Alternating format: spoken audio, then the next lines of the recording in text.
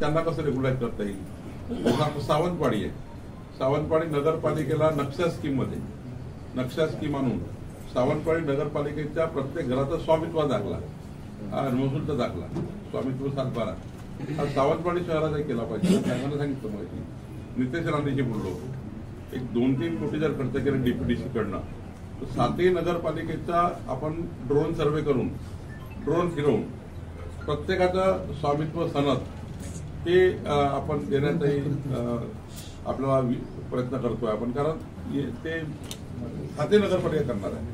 त्याचाही तुम्ही लिहू शकता की नक्षा स्कीम मध्ये